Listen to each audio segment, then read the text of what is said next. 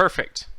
Good evening, everyone, or good morning, depending on where you are in the world. I'm Cale Royer with treestuff.com. We're going to get started on this webinar really quickly because we have he's got a lot of stuff to teach you, a lot of cool things that we're going to be doing.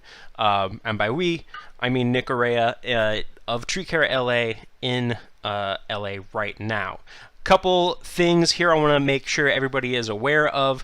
There are 30 more free orders that we're going to choose randomly in the next 3 days. We're actually going to do a broadcast tomorrow at 4 p.m. and then we're going to do a broadcast on Monday, 10 a.m., where we're going to do all of the winners from Saturday up through Sunday night. If you place an order, you are entered to win up until Sunday night. Just one of 10 free orders every day. It's cool. You don't have to do a coupon code or anything like that. Use whatever coupon codes you have. You're just automatically entered to win, and we will pick your names live on air, and then we will try to give you a call. So if you place an order, maybe you should pick up the phone if you see like a random number calling at 10 a.m. Or 4 p.m. tomorrow. So without further ado, I'm going to head it over here to Nick Araya, and he is going to get started with our... not yet. CEUs. At the end, I will post a link to a quiz where you can earn your CEUs. If you have any questions for Nick, post them in the comments, and I will stop him and ask him questions, whatever we have. So without further ado, now, here's Nick Araya. All right. Hi, everyone. Welcome from Los Angeles. Real quick, for those of you that don't know me, I've been an arborist for almost about 20 years now. And 10 years ago, I started Tree Care LA, specializing in preserving trees right here in Los Angeles. And over the years, we've become, I would say, kind of like a peculiar tree care company, in the sense that a lot of the work that we do is very fine-tuned to the weird things that we have here in Los Angeles. And today's a perfect example. We're going to talk for an hour or two just about palms. A lot of the palms that we're talking about today are special to California or the Western United States, but there are very similar examples throughout the Southern and Eastern United States. Hold on. All right. Noisy. Okay, that's the joys of going live outdoors where we can't control everything, right? So there aren't a lot of specifics that you need to remember from today about the actual species.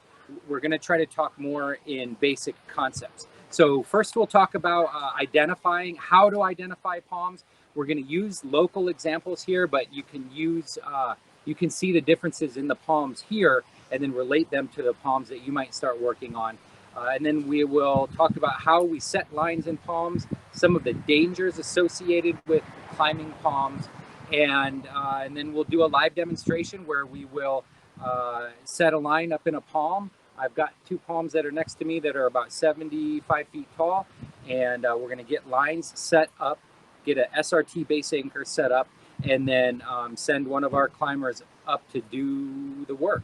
And I'm not going to go up and do the work. We'll just make them do it. So in a moment, we're going to cut back to Cale, and we're going to show a video that I put together on identifying palms in Los Angeles. Before we do that, I want to bring behind, we have a super stacked team here today. I pulled a couple of guys from the crew.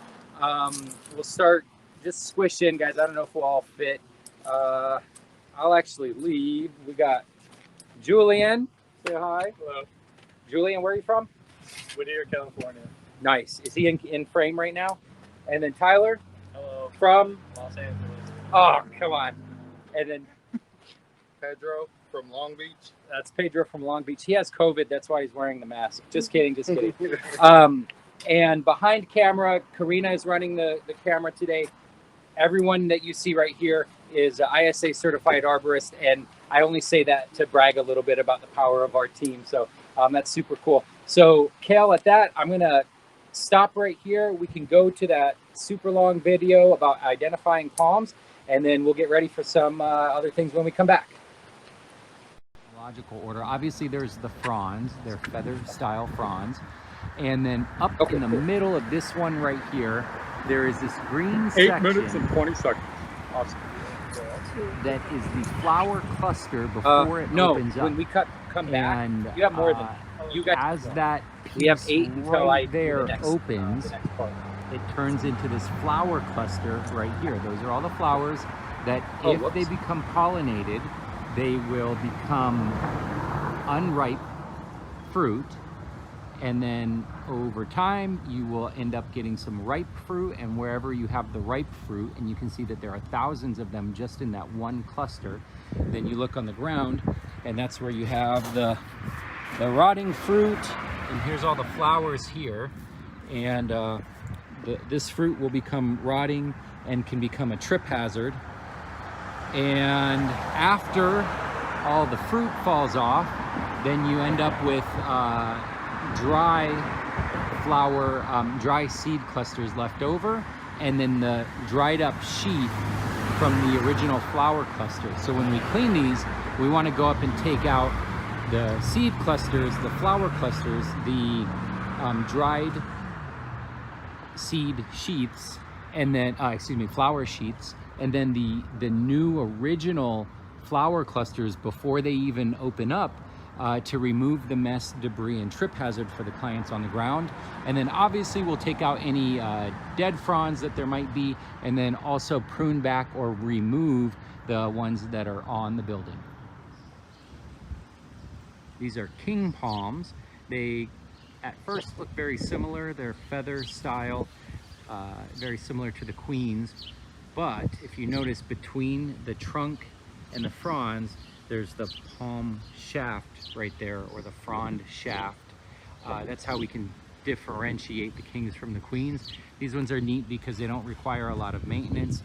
The seeds tend to fall down on their own. They're not very heavy like the queen palms. And the same thing with the fronds. When they fall down, they don't do a lot of damage. So we don't really work on them a lot. We don't charge a lot of money for them. If you look at this guy over here at the very top, you can see the apical meristem right at the top. There's like a spike right there. That apical meristem will end up opening up and becoming the next round of fronds that will open up on the tree. As the apical meristem opens up, the fronds at the bottom down here will dry up and eventually fall off. One more thing to know about the apical meristem is if you were to cut the top of the apical meristem off, the fronds will open up and they'll kind of be flat on the ends. It'll look really silly. But if you cut it short enough, you can actually kill the palm. Really, you'd only do this if you didn't know what you were talking about and you kind of did it on accident. Or let's take a look at an example where it was done sort of intentionally. Now you look at this Mexican fan palm growing under all these utility lines, and you can imagine as the fronds get closer and closer to the high voltage lines up over top, the power company's got to come cut them off, and eventually the palm just dies. And let me see if I can step back here a little bit, and you can see where the apical meristem tried to grow back and it just shriveled up and gave up, and that's everything. That's the end for that palm. It'll stand there for another decade until somebody comes and takes it down. But when you're out managing palm fronds, let's look through the power lines right here. You can see that apical meristem standing up really prominently.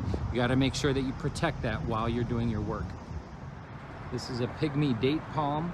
It's a Phoenix Robellini, and if we look inside, well, let's start here. It's a feather style frond, and if we look down to the base of the fronds, especially the old ones, you see these lovely thorns. Look at that guy just waiting to cause some damage here. So it's a good idea, especially here in the area where people could poke their eyes, to keep all that cleaned out.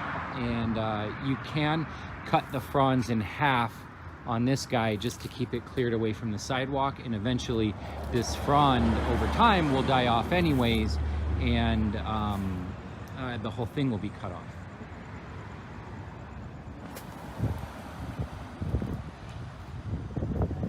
Okay, now let's compare that to this guy right here. This is a windmill palm, aka Trachycarpus fortunii, and their trunk diameters are,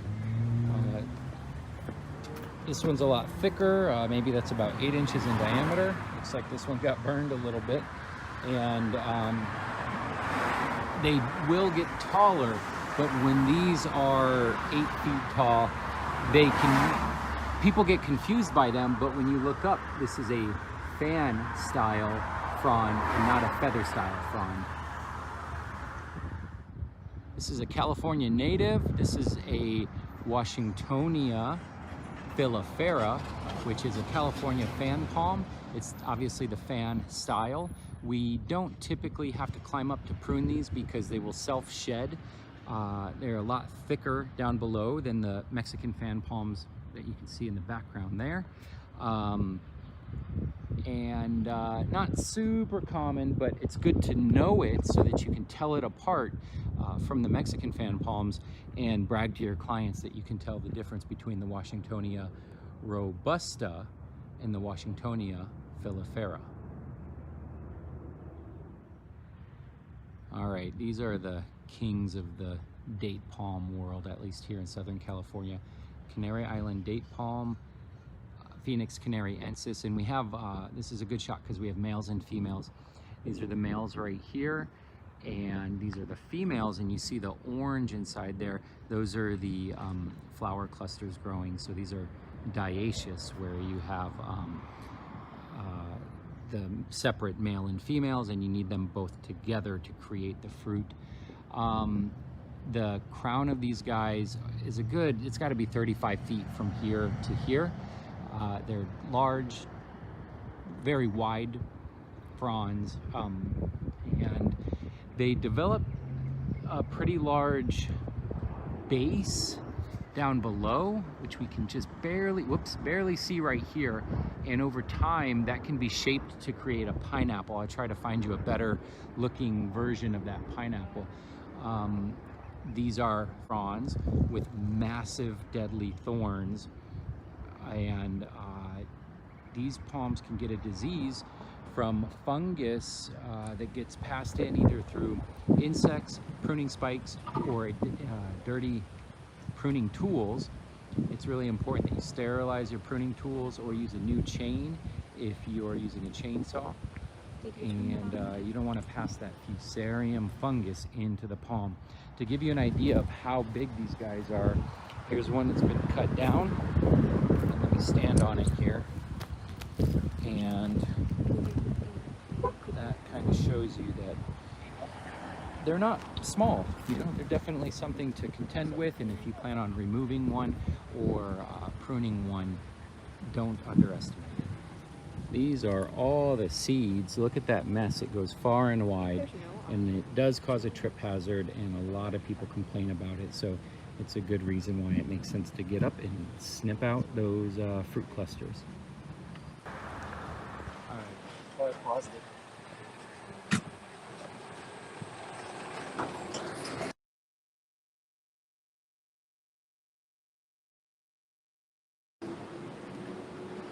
All right, we're good. Hey, Kale, we can't hear audio on our side. Did you cut our feed? Okay. All right.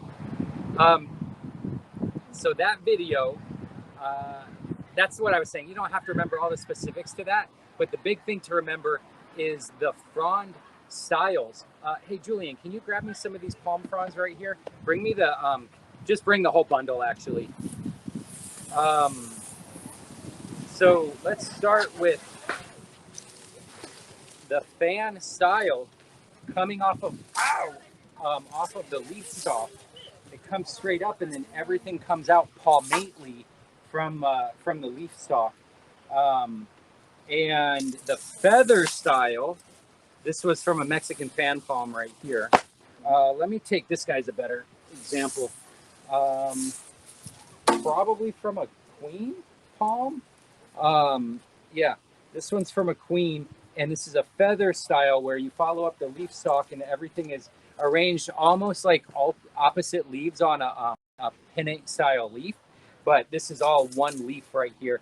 And I guess you could consider these like leaflets on a pinnate leaf. So that's the feather style. And then let's take a minute to chat real quick about one of the dangers is thorns inside these palms. This right here, this is the big guy. This is from the Canary Island date palm, and that is about 12 feet tall, I think. And it's hefty. This probably weighs 10 pounds or something like that. And all this stuff is fine right here. This is totally easy, no big deal at all. And if you had to grab a bundle of these, it's good to grab them by up here. But if we get down to the bottom side of it, let's see, like this, hold on, like that, there we go. These leaflets on the side, they start to become more and more rigid. And if you look at these last few, this one right here is a really good example. That thing, this isn't even a long one. Here's a longer one right here, but that one got damaged a little. This guy right here is about 9 inches long and strong enough that if I push down on it, it'll go right into my hand. So when our climbers are working in these Canary Island date palms, they might only be taking 30 or 40 fronds off the trunk, but it could take them hours because of the care of working around these thorns and making sure that they don't get impaled by them. It's strong enough that it can come into your ribs, through your ribs, and puncture your lungs or something like that, which would obviously be horrible. So now we have to talk about another risk, and this one has a funny name, skirt failure. And if you remember from the king palm example in the previous video, we showed the apical meristem at the top. Those open up, and then that becomes the head of the palm. And as the bottom dies, the bottom fronds die off, and they'll start to collect underneath the head of the palm, and that'll create what we call the skirt. And if a palm has never been pruned, it can be 80 feet tall with 12 feet of live fronds at the top and 68 feet of dead fronds from top to bottom. Around Los Angeles and in most urban environments, almost every palm has been pruned every year or every few years, but every once in a while we'll see really full palms, and you'll see some examples of that in the next video. That skirt is, oh, you have a question? Oh, yeah, let's do them right now.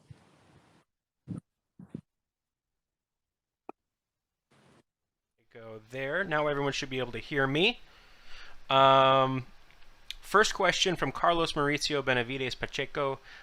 Those palms in the video that were under the power cables, is it not better to replace them with suitable species of a shorter nature?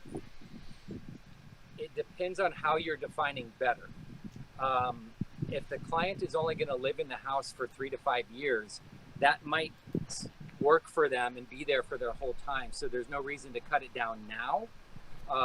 The homeowner isn't, at least here in our service area, the homeowner isn't responsible for maintaining the power that runs pole to pole. So it's perfectly reasonable to leave it there. And when it gets too tall, the power company will take it out free of charge. So, so there's a really good argument to be made for letting it run its course. If you're planting palms up front, obviously, like any other, you want the right tree in the right place. Okay. Ari Zimmerman from Florida is asking if you've run into any lethal bronzing or lethal yellowing on the West Coast yet. Yes.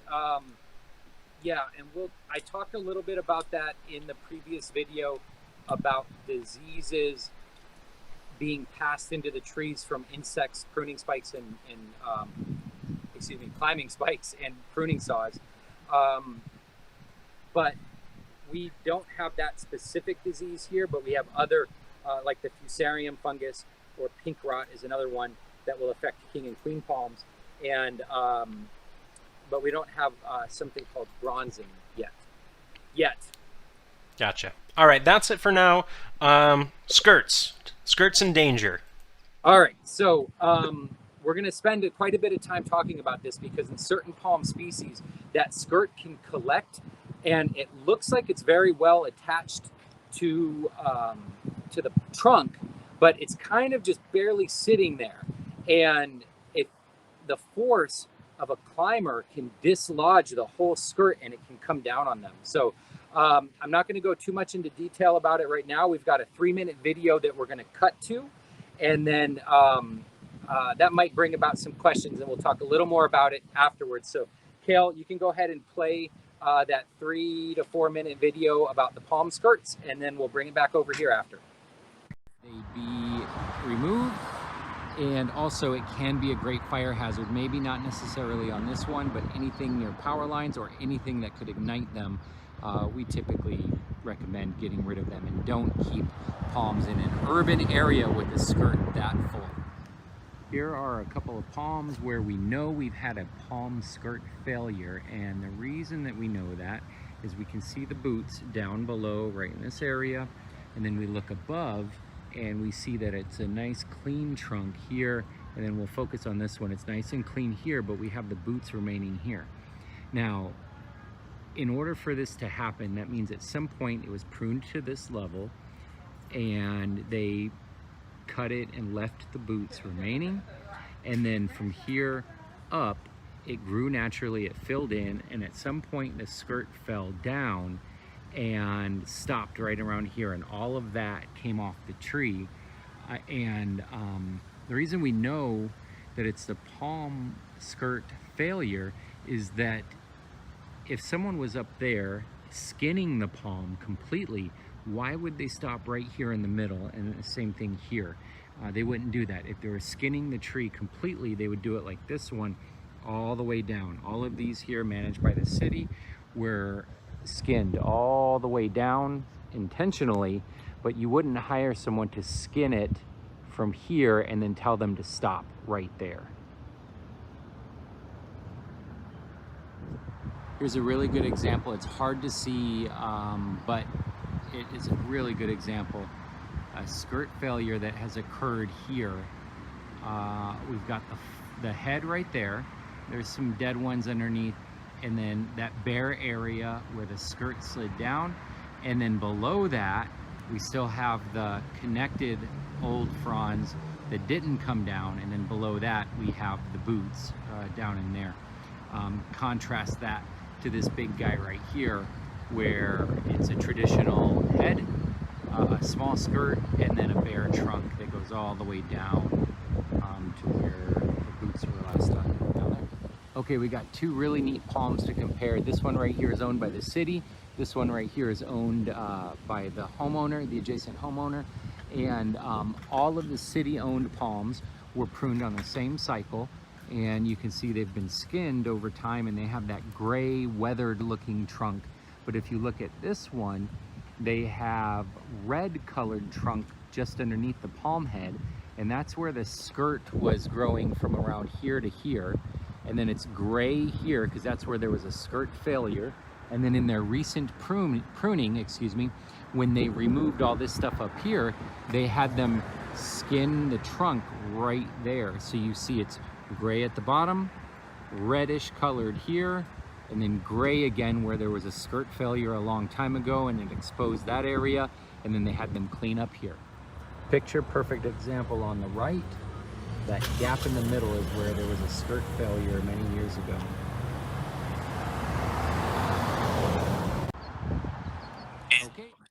Okay, so in that video, you saw a bunch of examples of different ways that, especially Mexican fan palms, the skirts can fail. So what we didn't talk about in the video is that there's two main ways that those skirts fail. One of them is just from the wind. As the tree's moving around in the wind, it shakes the whole trunk, and that dislodges everything, or enough at the top gets dislodged that it creates a domino effect and everything falls down.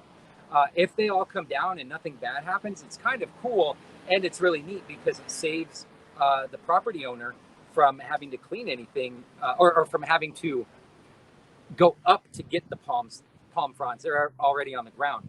However, the other way that they get dislodged is from undereducated climbers, unaware of the risks that they're taking, spiking up the tree, and there's kind of that rhythmic, almost harmonic movement that happens, and it's enough to dislodge the skirt, and it comes down on top of the climber.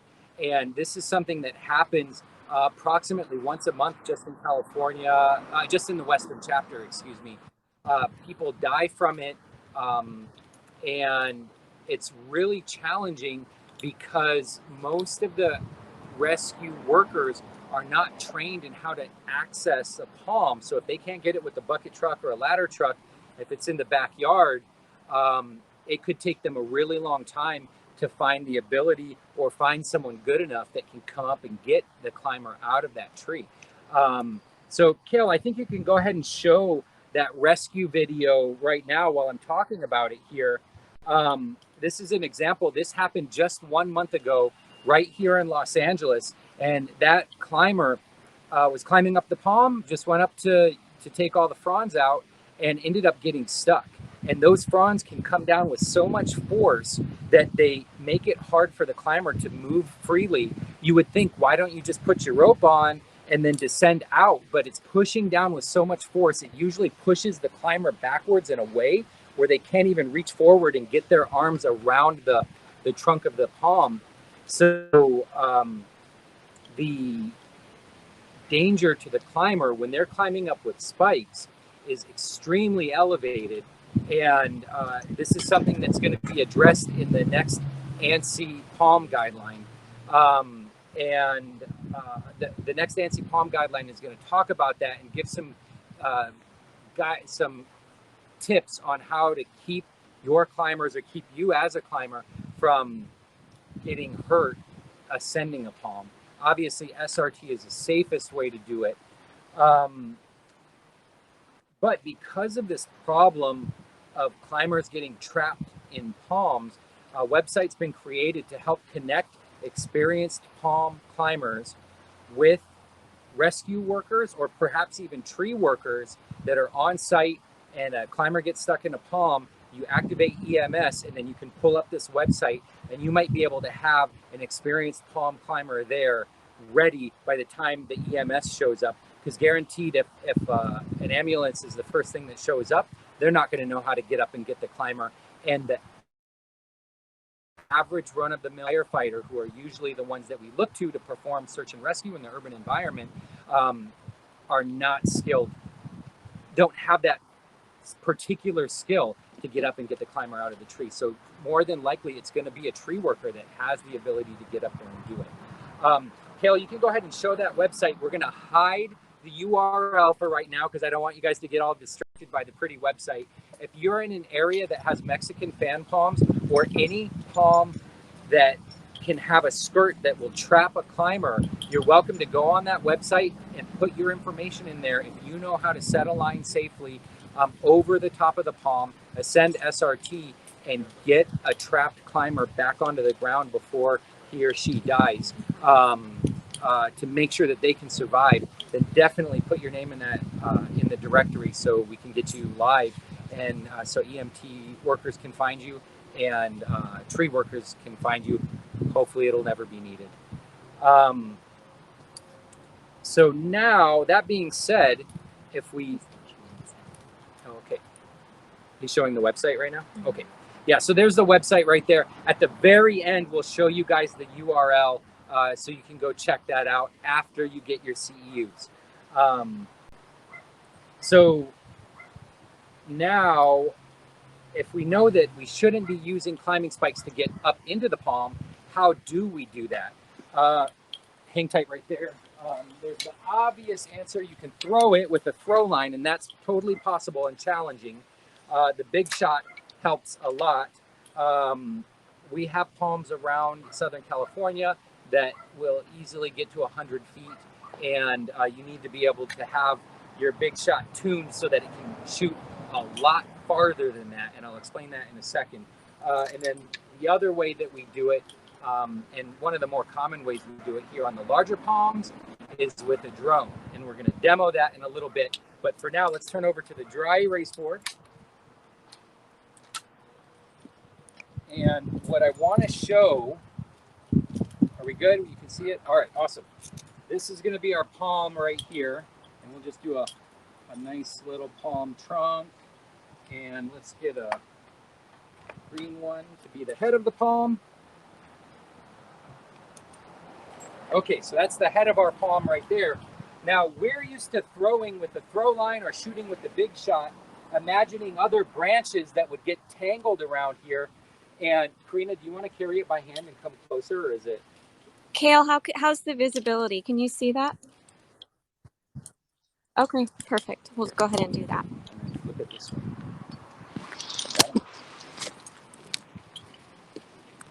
And we'll put a little climber down here. Scale. And also, we obviously, safety first. That's the helmet on the climber. So if you imagine a tree, not a palm, but a deciduous tree, there would be branches up here. And if we overthrow it, we're going to get the throw line tangled into other branches. Usually, there aren't other branches around the head of a palm. And so that can work to our advantage because we can intentionally overthrow it. The other important thing to know is that the palm fronds are really grabby. So even with a 1.75 millimeter throw line, you can throw it up and over, even with the 16-ounce weight, and it'll fall down and just stop in midair. If we look at this frond right here, you can see, imagine this standing up at the top of the palm, and the throw line falls in right here. And as you're pulling on it, it'll actually separate, and it'll come down to right around here, and it'll jam in right there, and it just grabs onto it, and there's almost there's just way too much friction to allow the throw weight to fall to the ground. So what we've found is that if we take our throw line and visualize that you're aiming way out here, that's our little bullseye, way out here, and you're going to throw over so that it creates a pendulum right here, and the throw line just folds downward, hopefully all the way to the ground. And if not, let's say you didn't throw it far enough and it only comes to here, hopefully you can get on an orchard ladder right here and then reach up with a pull saw and pull it down to you. So the objective is to throw way past the palm that you're trying to get it set in. Once you get it on the ground, it's not easy to connect the climbing rope and pull it through, but it's a lot easier than if you couldn't get the throw line down in the first place. So we're trying to overthrow it. And then if we visualize doing this with a drone, the way that tends to work is we fly the drone up and over. We can use the precision maneuverability of the drone to get it set right between the two fronds that we want it to go between. And then we fly forward really far. And then instead of dropping it, because if you drop it right here, there might be a house right there, and we don't want to hit the house, obviously. So what we'll do is fly it forward and then bring it backwards to create a belly right here. And then there's our little drone right there. And we'll see this live in a moment, but that belly makes it so that we can position the drone over an open area. And now if this drops, we might create a belly so large that it doesn't even pendulum back towards the palm at all. It just kind of drops straight down. And so we need to make sure that it's clear not only below the drone, but also between the drone and the palm in this area here. So the same applies if you're just throwing it by hand or with the big shot and intentionally overthrowing it. It's going to swing back. So you've got to look at that whole area in the pendulum or the arc of the throw line. Kale, do we have any questions yet about that, or is it time to move on?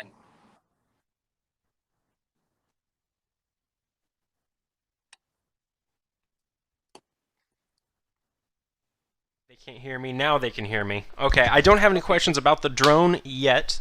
I do have some other questions that we can hit on really quickly. Urban Forestry Association asking if you've seen or have to worry about there being any failure on live palms along the trunk or at the roots, if that's something you need to watch out for. Yeah, absolutely. Let's go ahead and talk about that right now. If we envision a palm trunk here, for the example, we'll call this a 12-inch diameter trunk, 12 inches.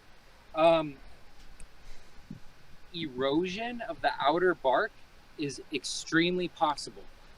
Most of the palms in an urban environment have hundreds of spike marks going up and down them from them having been spiked in the past over and over and over. Kale, did I give you the photo of the fun? Go ahead and show that photo on the screen while we're talking about this. Most tree workers collectively agree that spiking palms doesn't damage palms, but we know that diseases can be passed into the trees because of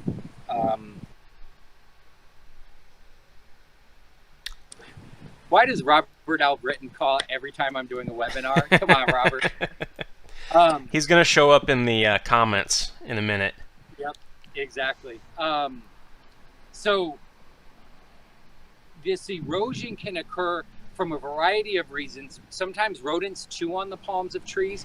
Sometimes there's a branch from an adjacent tree literally rubbing on the palm and abrading through the outer bark. Not really bark layer, but if you think of it like a tree, palm doesn't have cambium and xylem and phloem underneath the bark. It doesn't really have bark. It's just a bundle of vascular, of kind of like straws running up the tree. So, but those spike marks can help inoculate the trunk with fungus, and then that fungus is usually what we're seeing that's causing erosion on the bark. And so what we look for as a general guideline, approximately 20 to maybe 25% of erosion is considered acceptable. So if I see eroded area here, but we still have 9 inches here, that's generally considered pretty acceptable and safe to climb. Obviously, this depends on where on the palm the erosion is. If it's 100 feet tall and it's eroded in 4 inches way down at the bottom, that's a lot more leverage. But if it's way up at the top, there's less leverage above that eroded area. So yes, it's absolutely a concern, and it's something that the climber and the arborist consultant that sells the job needs to inspect beforehand to make sure they're not putting the climbers into dangerous positions. And then the climbers need to double check before they actually go up to make sure that the tree was actually inspected and is safe. Another thing to point out is that the pruning of the palm fronds themselves can cause shrinking of the trunk. And if you envision, okay, this is our palm here. Hard to see. Yep, we're good. Oh, here, I think I have to draw it slower to really show it nice and dark. There's our trunk, and then we have the fronds that come out. Just like in a tree, the fronds are doing photosynthesis, and they're feeding the entire living thing, and they're helping to keep it alive. One of the favorite things that nefarious palm pruners like to do is remove all these bottom fronds. We'll take a live example later, leaving just a small amount sticking out the top. If you do that over an extended period of time, let's say you hire Bob's Palm Tree Trimming Company for 6 years, and they come every year and they do this to your palm, instead of it growing consistently upward, it's going to grow with a constriction right here. And so, and then And then 3 years ago, they stopped and they hired Tree Care LA, and we started doing it the right way. And so it started developing that thickness again here, because we're leaving some of the green on the palm. We're removing it approximately horizontal from the head of the palm. That constriction right here is simply because Bob's Palm Tree Trimming Company was taking away the photosynthetic capabilities of the tree and limiting how much that trunk could actually grow. And so we have to look at those pinches, those hourglasses, and make sure that we still have suitable trunk strength there to support the palm and also the climber in the palm. All right, what else? All right, I have one here from Tony Lima asking about decay under the boot. Are you going to be getting into that at the end? Sorry, the audio cut out for 1 second. Sorry. Say it again. Decay, when you showing or finding decay under the boot. Yeah, let's talk about that at the end after we show the boot removal video. Got it. All right. People that don't know about palms are probably wondering why we're talking about removing the boots. Mm-hmm. If you have decay in your boots, then you've got a problem. Jared Atkins and a couple of other people from Alabama and Florida are asking if that rescue website is available in other states. Nationwide, and I think it's going to extend into Mexico as well. And then if the need be, it'll end up worldwide. Awesome. Great. It is also disponible en español. If anyone needs it in Spanish, there's a button at the top to switch the whole thing from English to Spanish. Fantastic. Yep. Yeah, so to get that website URL, stick around until the end. Kind of holding that off to make sure that everybody watches the whole time. The last one. And also, yep. 1 second. I want to say this. I'm coming from the perspective of someone that knows Southern California palms.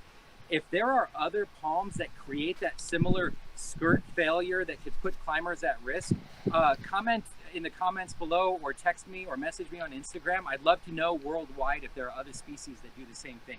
All right, go ahead with that next question. Okay, next question. Will Nick Araya still fly to Wisconsin and buy me ice cream if I pass my board-certified master arborist test?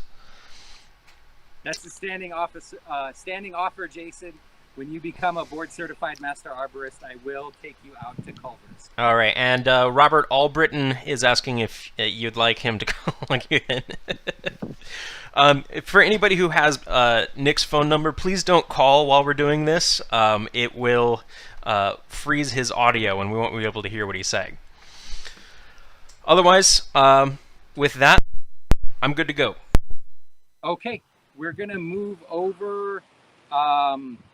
Julian, can you get the climbers ready? We're going to move into the drone part of things. We're going to move over in this direction. I'm going to put my helmet on, and I'm going to show you how we set up on the drone. And yeah, let me take this. I'm going to take the camera now, and then Karina's going to switch to another camera while I'm introing the drone stuff here.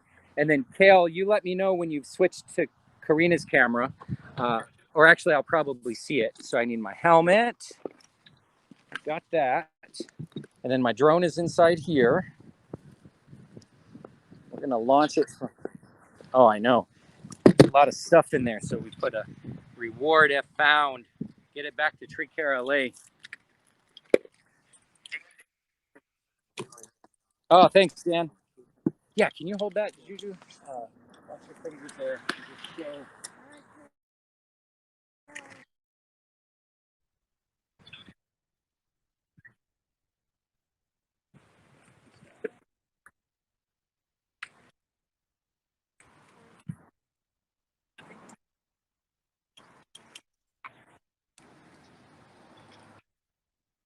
Thank you, Pedro. That's what I want.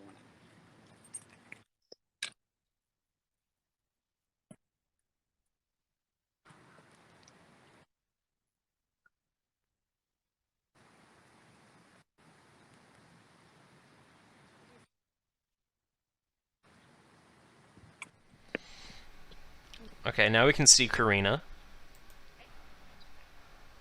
You're still like in portrait mode. I think your rotation's locked. This is they all use Apple devices. Yeah, we know why it is. We got it fixed, Kale.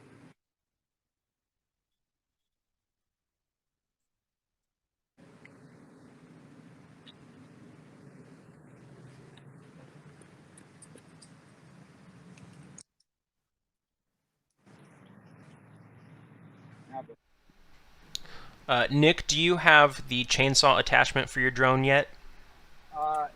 No, it's not available on tree stuff just yet. Okay, so I'm going to take this one from you. Thank you, Julian. And let me cut the audio on this.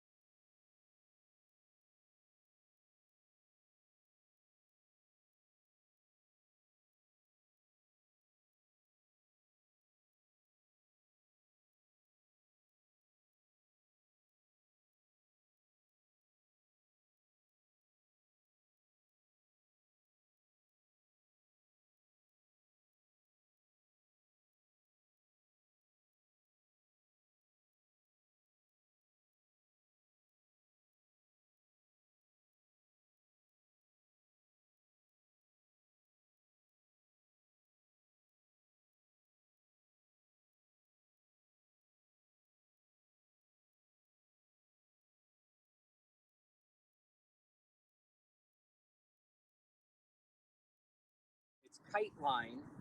And I just put a little slip knot on it. Oops. And we put that slip knot inside a little grabber. Press the button.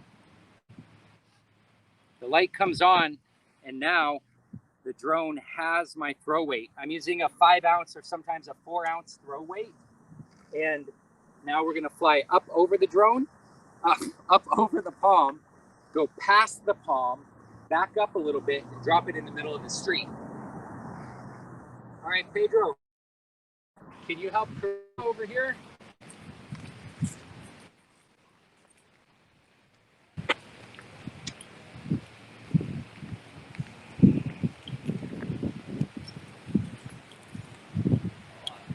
Thank you.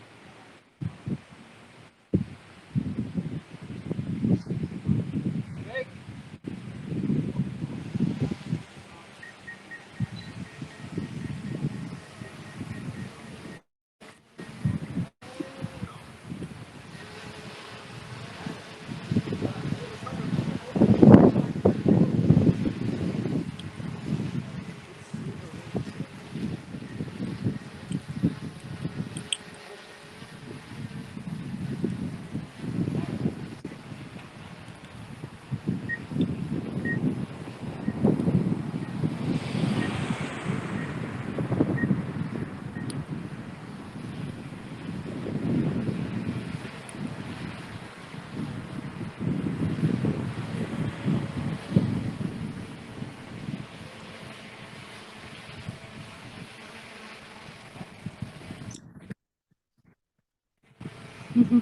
Take a guess.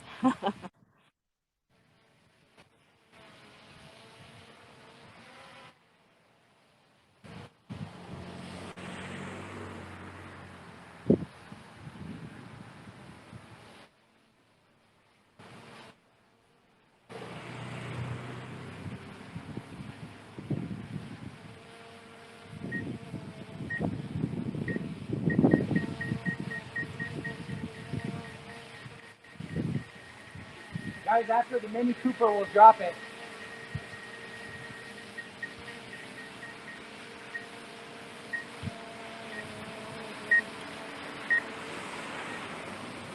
All right, headache dropping on 3, 2, 1. Go. There we go. Oh, that did not move down. Did you be able to grab that?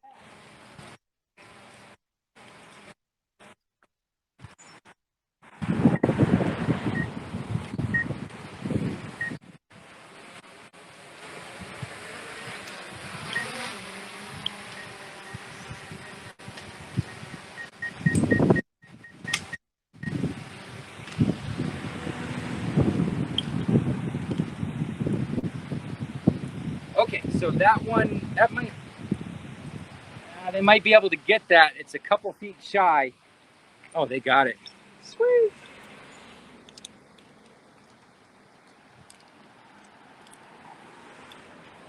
All right, so that 3/4mm Dyneema line is not strong enough to pull climbing line up and over. So now we're going to connect a standard 1.75mm throw line to that, pull the throw line over, and then use that to pull the climbing line up and over. So let's get moving on that.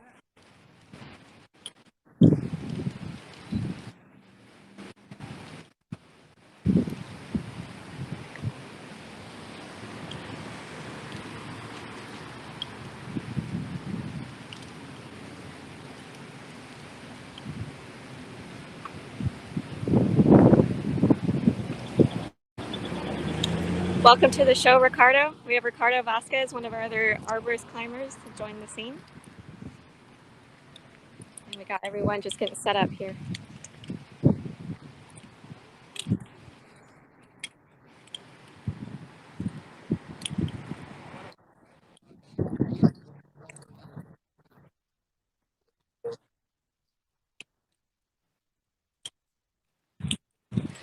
Sure. I'm going to come over to Ricardo and Nick because I think they can multitask. So Kale wanted to know if you guys had any tricks for getting was it to get the throw line to come down?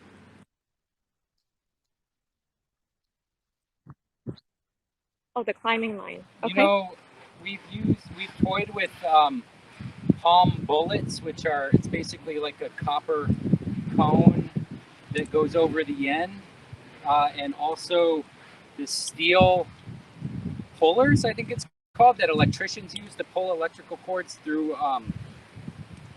the walls. And either those pieces end up getting lost, or occasionally they cause bad things to happen, and so we sort of gave up on it. So right now we have to check. I don't know if this is a good and looking at it, it's not good, right? Hold on it and see if we can get it to fall in. Let me see if I can explain what's happening. The palm fronds, the throw line is going all the way over to the left, and so as we pull down, it's flexing the end of the palms, which means it's not seated properly in the middle of the head. So we're going to try to pull on the throw line, and if it won't fall into where we need it, then we're just going to pull it out and do it again. So you guys will get to see it again. Go for it, Tyler. Give it a yank. See if it'll come in. Nah, it's breaking up, Ron. All right, go ahead. We'll pull it out here again. You can pull it on your side, right? I'll get the drone set up.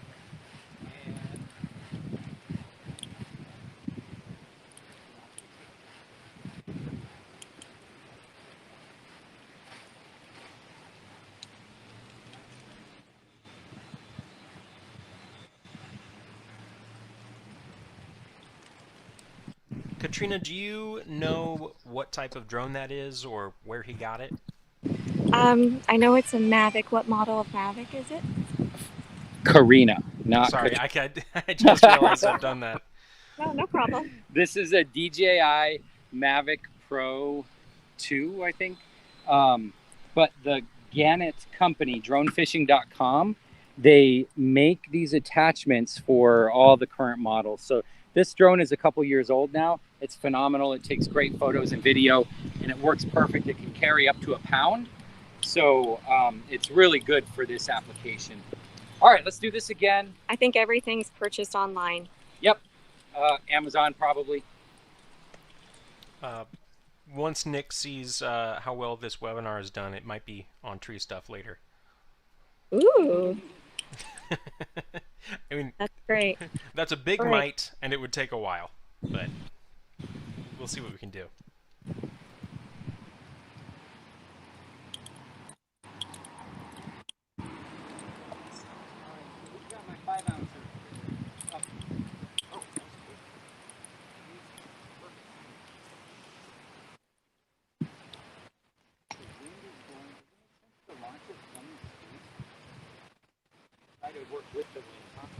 All right, so they're looking at the wind conditions. You can see that the wind is picking up quite a bit, and so they were wondering if they should shoot rather than starting from the house and going out towards the street. It looks like they've decided to work with the wind and start on the street side. So this will be a good round two.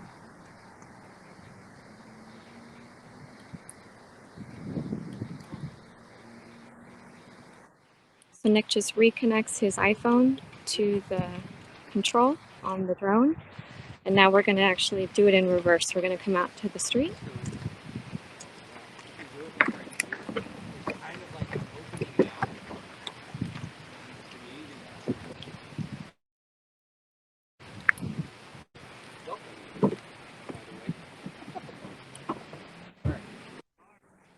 Yeah, we'll go after this car. We'll launch it. Nick, do you want to describe at all what you're looking for in where you're, are you going straight down the middle? Yeah, our goal, we want that throw line basically right down the top. It could be off to the side. I'm going to look at the other guys here and say, like, if we think of the head of a clock, we want it between 11 and 1, right? Like a little bit off to the side is fine, but we don't want it over like fronds that are going horizontal. Definitely not. It needs to be seated so that there's absolutely no way it can come down. All right, after this car, we'll take off. All right, headache. All right, so you've got the drone. Back up.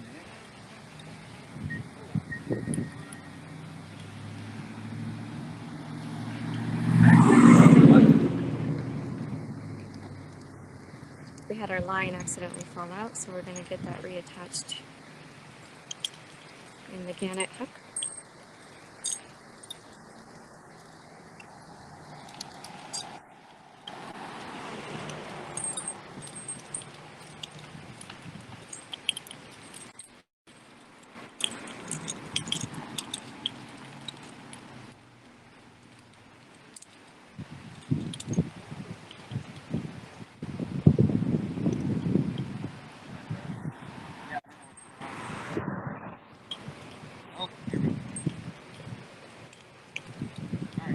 Okay, we're reconnected.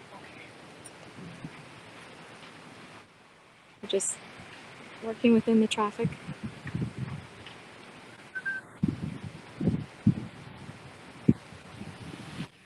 I think some people want to watch too.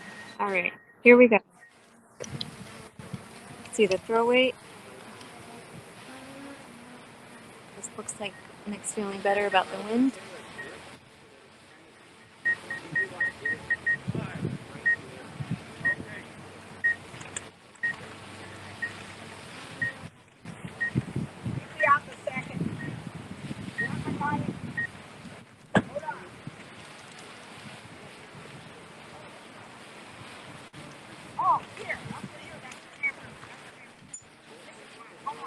So while Nick is flying the drone, Ricardo's actually kind of tending the slack on the throw line so it doesn't get tangled up too badly.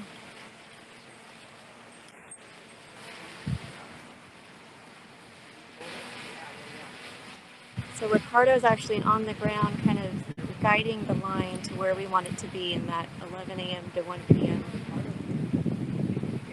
down the middle. But I'll stay up on the drone.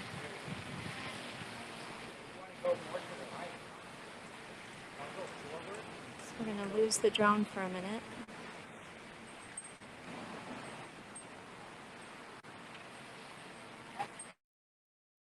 Now we have it popping over.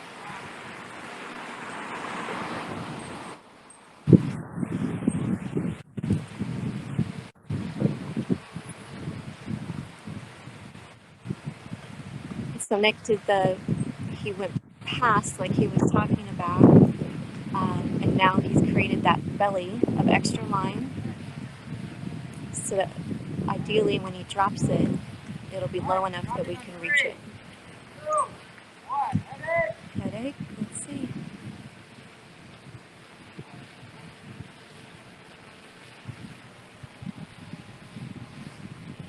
All right, the line dropped.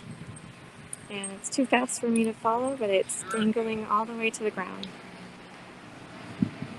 So the line is set.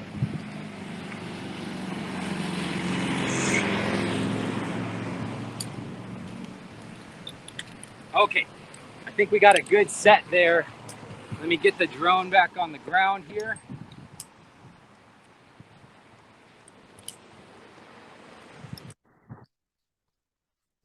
Yep, go for it. You're me? Okay, Heather Williamson. Do you have to have a permit from the city of LA in order to block off the traffic like that? Do we have to, or are we supposed to? We're good. We're good. Greg Velis is asking, does the climbing line ever damage the apical meristem? That is very possible. It's super rare because we can see when we go up with the drone, we can see if the throw line has fallen next to the apical meristem. Sometimes it will cause some abrasion on the side of the apical meristem, but we've never had it crack an apical meristem or cause any damage that would be prolonged bad for the tree. Gotcha. Mike Poor asking, he says, back in the day, we would say on Robusta that you would want to be tied around at least 3 to 5 green fronds. What is your go-to of making sure that you're tied in safely? Do you have something like that? Well, our guys are usually SRTing over them base tied, so it's really not a question of how many fronds are they around. Do any of you guys ever DRT on your way back down? It's not even worth switching, right? Yeah. So that's something that I think back in the day, as you said, climbers would spike up, take their rope with them, and then throw the climbing line on their way back down so you don't have to spike down. Mm-hmm. But nowadays we SRT up, do the palm, and then SRT back down. So sure, 3 to 5 sounds good. All right. And that pretty much answers Taylor Jordan Babb's question about anchoring in palms, either using a crown or a basal anchor. Yeah, crown anchors are just not practical typically. Mm-hmm. Once in a while, you'll find a situation where you can stand on a 16-foot orchard ladder and reach up with a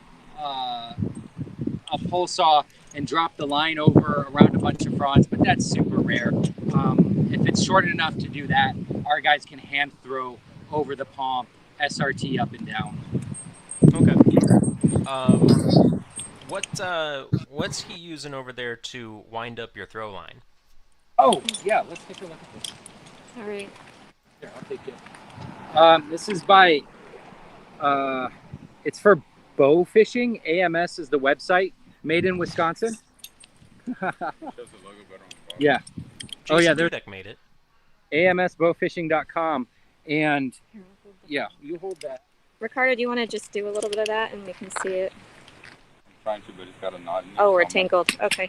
Just feed it in. I'll deal with it later. So it's got a rubber wheel, and when everything's good, you can do 200 feet of line in about 60 seconds or less. Cool. Nick, I have a question for you. Yeah. We have quite a crowd today for one palm tree. How many people do you usually have? If we were coming out here to prune these 2 palms, it would probably be 1 climber and 1 ground person, or maybe 2 climbers and 1 ground person. Yeah, this is not the typical palm pruning crew for 2 palms. And to be honest, these palms don't really need to be pruned yet. We thought they'd be a good example for the webinar. Yeah. So you actually let other people touch your drone? No. Yeah, not really. No, I'll let people fly it. So are we going to show the bringing in the line? Bring up the line? Yeah, so let's come over here. Where is the throw line? Oh, okay. The wind has blown the throw line way past the tree. Tyler is tying some pile hitches and clove hitches over here, half hitches, excuse me, to run his, what's that throw line called? That climbing line called again? Scandier. To run his scandier up the rope. And let me see.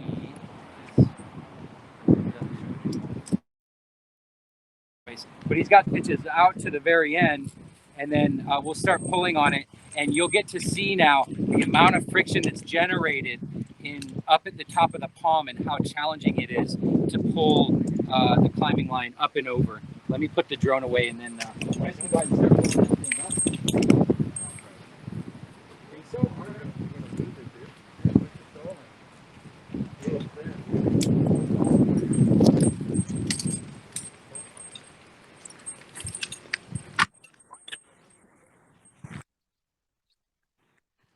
This is a really kind gentleman that offered to let us use his space. Go LA. It's not one of our.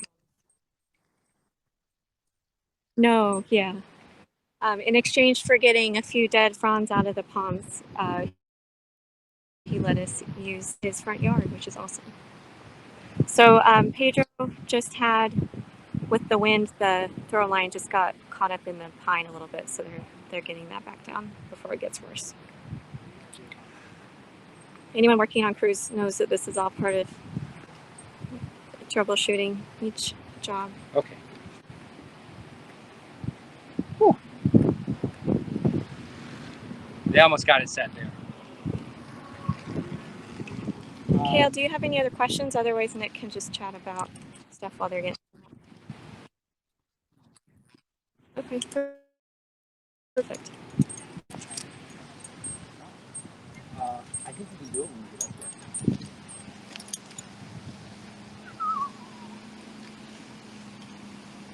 We had a little palm, you can look over here and see what they're doing. We had a little throw line incident. We pulled the throw line down a little too far on the rope side, but we got it now, so. Thank you guys. 50 lashes for whoever let that happen. Okay.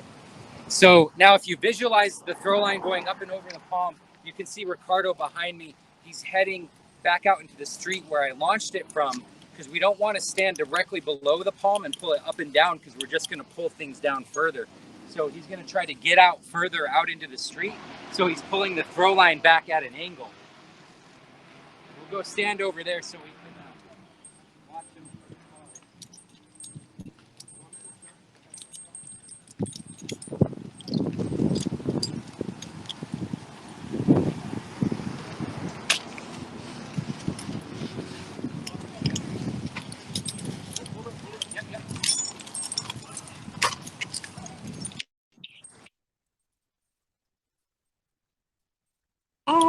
Probably low 80s.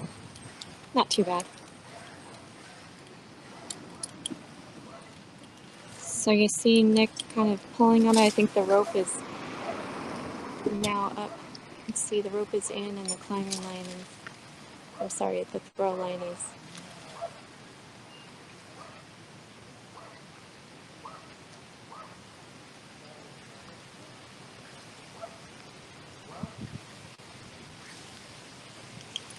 So Nick has moved further down the street to try and get a different angle to try and get that line through.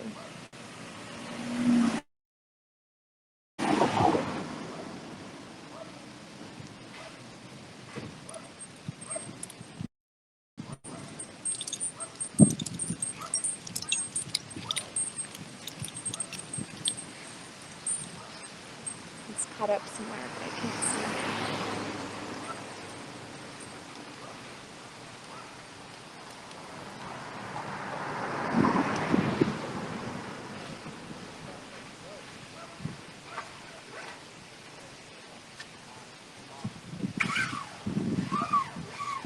All right, they got it. Kale, can you see those lines?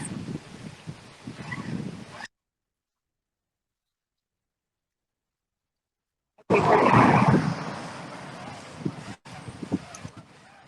So you can see Nick just was in a got further back, kind of tease it through. And now it's out. Shoot.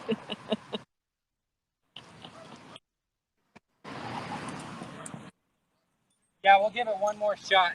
Kale, are we good on time if we do one more shot?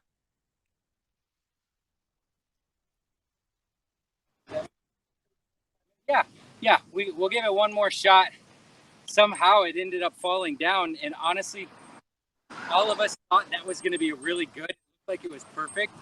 Of course, that's what happened when you go live. So I'm going to head back. Karina's going to film the action out here.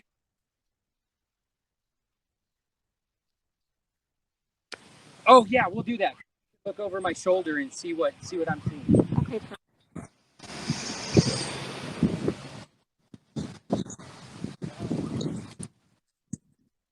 Of course. Tyler's that work. Yeah. No? Checking the work order. Yeah, I was checking the work order. Right. Okay, so we're gonna go over and see if we can see the video footage from the drone Nick is ascending. The wind is really picking up. Go for it. Switch batteries here. Is there anyone on the webinar that has used a drone to set a line?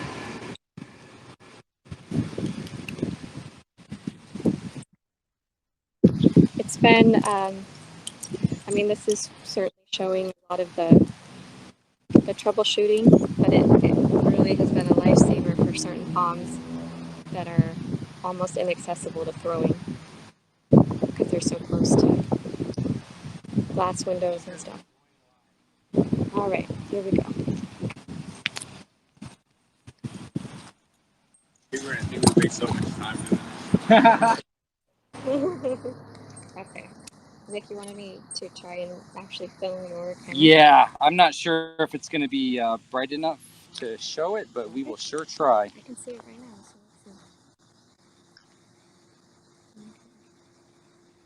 Yep. Hold on. Okay. So the lens of the drone is underneath or in the front? The lens of the drone is in the front of the drone, so that's what I'm seeing right now because it's just on the street. Okay. Yep. All right, so give me a second to get hooked up. Not far out.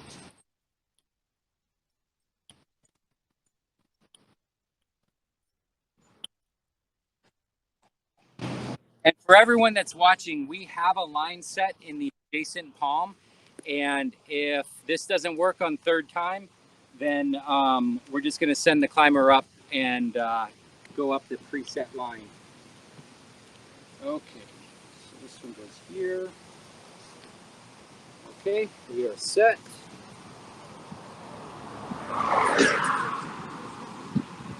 Blades are open. Okay. You're thinking shoot it from this side? Right here? Yeah. Right over there, right? Right in the center, and then go straight Towards that queen palm. Towards the apical meristem of the queen palm, of the Ciagra's romancophiana. Okay, so this is the view they're thinking of. Right. This way. Yeah. And I don't all right, think we can Karina, I pick up think you your could laser. watch on the Alright. drone now. You saw him using a laser pointer there to point out what he was thinking about, where he was going. He's checking out the map. Cal, how's the video? Yeah, we can see that. If you, yeah, we can see that pretty well. Look at all those palm trees.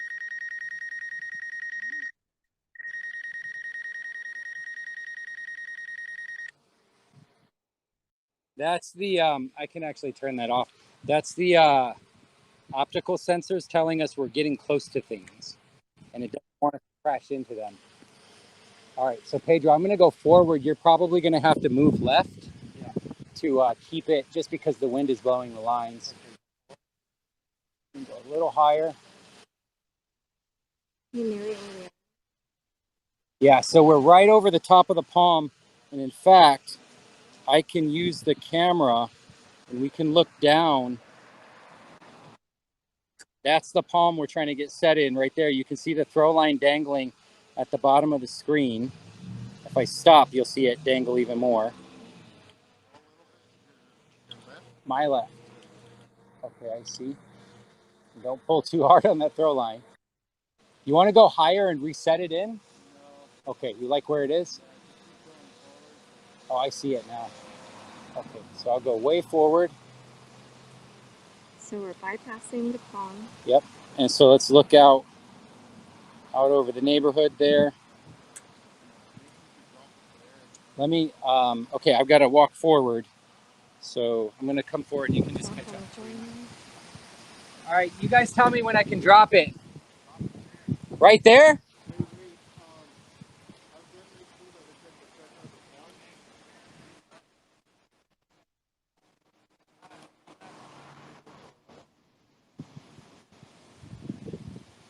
Nick, can you change the view of the camera down? Where do you want it?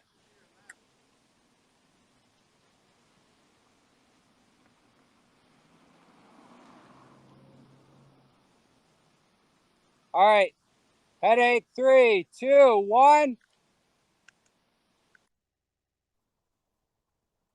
And I don't know why it's stalling on me, but it'll go. I think we got to get closer for some reason.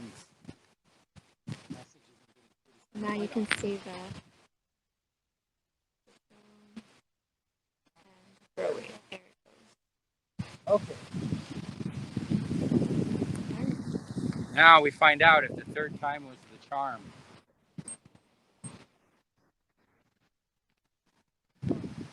Oh, he's got it. All right. He wants some tension on it. Snagged a little. And I swear, for everyone that's watching at home, we've been spending a half hour, 45 minutes.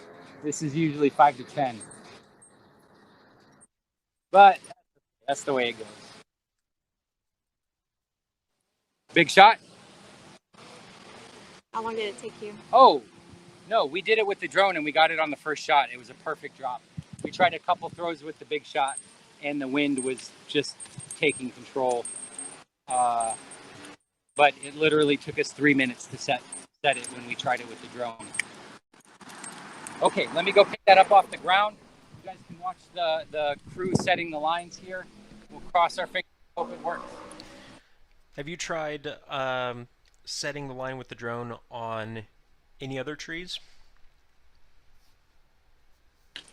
I don't believe so. Let me ask you guys. Have we ever used the drone to set lines in non-palms? No, not that I know. We tried, but it doesn't really work. It's not helpful. Okay. Palms is where it's at, usually.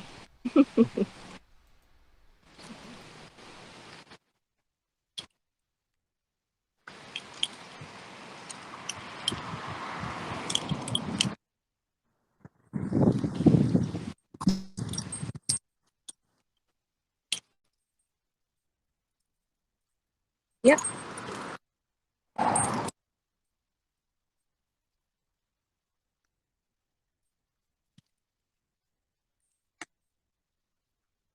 Okay, we'll try to keep everyone company and keep the audio going. All right. No, just do it. Just go up the other one. So we'll just have to do it from here. So Tyler, you can go up his rope. Nick, Kayla's going to mute, so I think you're going to take over just keeping the audio Oh, okay. going. Yeah, no problem. We're just going to have you go up his rope and do it, unless you want to do it, Julian. If you guys want to take a shot with the big shot, it's inside under the pine tree right next to So the it looks dry like our erase board. third attempt. And what happened this time, Nick? I'm not going to say something bad happened. Oh, okay. So it didn't work out. Let's just then focus on. I love this. Let's come see their climbing system built here. Thanks everyone for watching. Yeah, and we'll probably have you do it kind of slow, and then we might have to rope some of these things down if the wind is being a problem. So hopefully we don't have to do that. You want to talk about Tyler's system? Yeah, so Tyler is using the Yale Phantom, black and red, black and pink, whatever you want to call it. And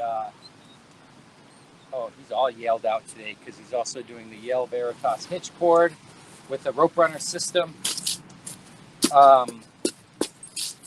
We had a throw line technical difficulty on the last one, so we're just going to stop with the drone because we'd have to do it all over again.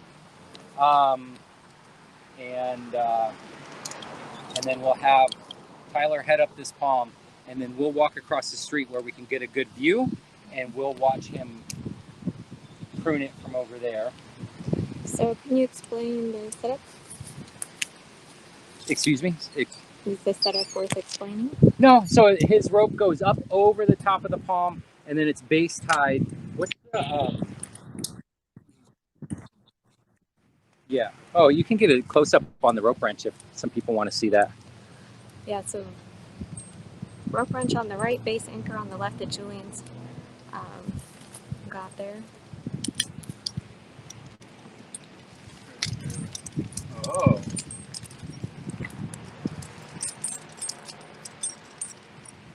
All right.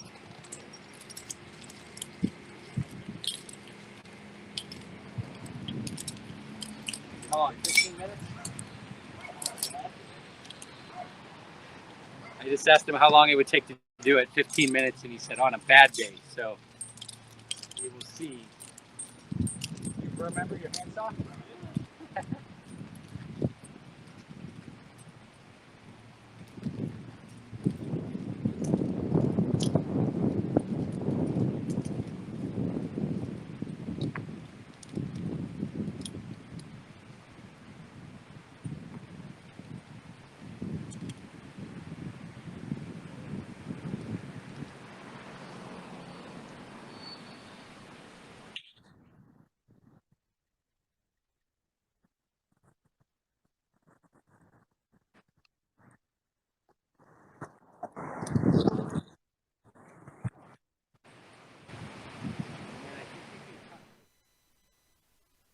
And then go line because I've got a better zoom lens.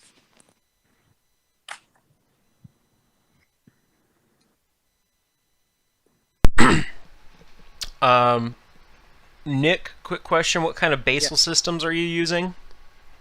They just have a spare rope. Did you cut Karina's, right? She's not on anymore? Yeah, I'm on okay. you. Okay, cool. Here we go. Right behind that garbage can. Let me see if... Oh, let's let this car come through. Come on, buddy. Okay. So he's just got a base anchor tied around the base of the tree. It's a running bowline. And then he's got a separate rope just sitting there ready to go if we need to tie it on. So I'll show you that one. It isn't touching his line right now. Tyler, I'm underneath you. But we have the tree angel here. And then it's not even connected to anything. But if we have to, we can connect that to his climbing line if we need to cut and lower. I think it's a pretty basic system. And the statistical likelihood of needing it is approximately 0%. So let's zoom into Tyler now. And Oh, we can't zoom in with this. Kale, will this let me select a different... Go for it, Tyler. I don't think it'll let me pick a different lens. Uh-oh. I don't know. I don't know what you're looking at there on your screen. Nope, that's me. Go back. Interesting. Nope. So bad. Yeah, I don't know. Okay, well, I guess if we can't... There we go. Zoom in like that. It's a little better. So he's cutting the fronds basically as close as possible to the trunk. And he's going to remove the fronds and the flowers. The flower clusters, I should say. There's probably like 12 to 15 pieces that need to come down. Whoops.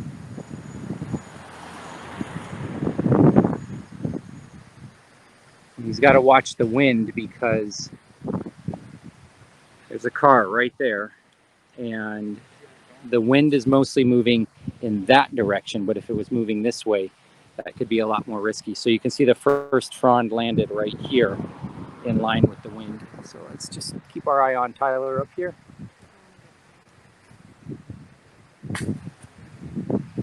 Yeah, some of them are falling into the pine tree right there, but we'll go get them after. You can see some right there.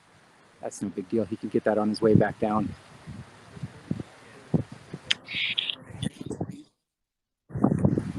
We can, but that's very time consuming. And if we don't have to, we sure as heck don't want to. So it looks like they're naturally falling where we want them to fall.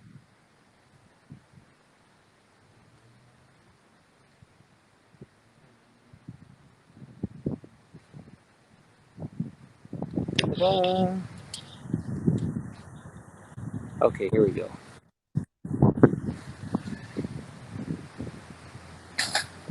That's pretty good, right at the base of the palm. Let's get back a little further. Karina, can you get me the tripod? I have Daniel Mascari here asking if you have any friends that climb or do groundwork that want to move to San Diego. No, because if I did, they'd be, I'd keep them here in LA.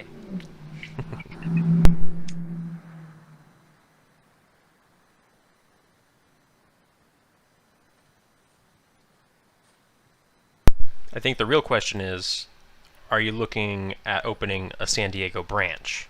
That will happen one of these days.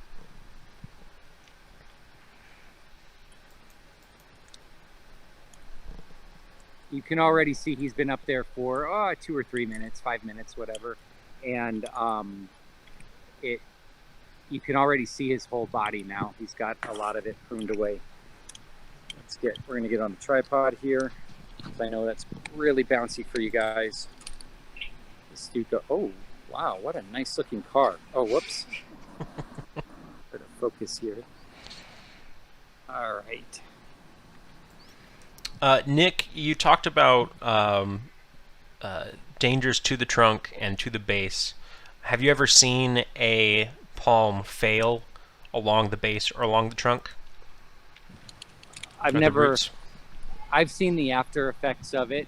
I can only think of one in my 10 years of running Tree Care LA, where I've been called out to look at it. It's extremely rare. Palms are super stable and extremely flexible. They don't have a lot of that sail effect that a lot of arborists like to point out. They're so slender that they can take really strong winds without risk of breaking. Typically.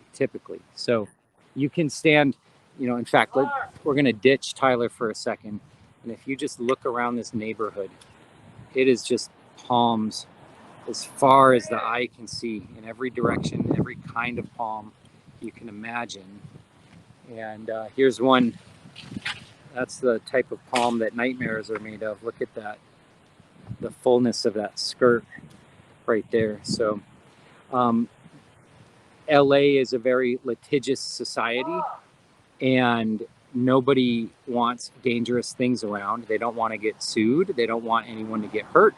So if palms were dangerous, we would get rid of every single one of them. That's just how things work here.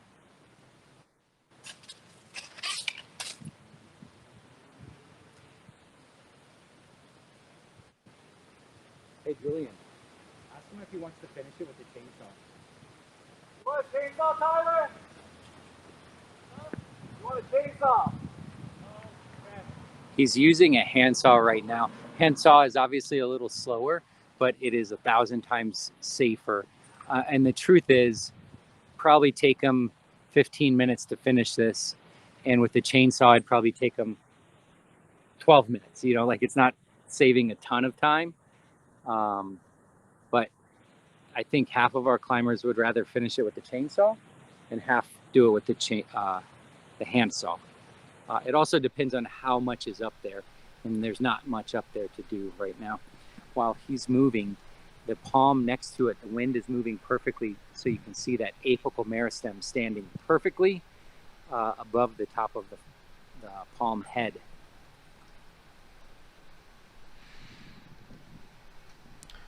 Have you transitioned to battery-powered chainsaws yet?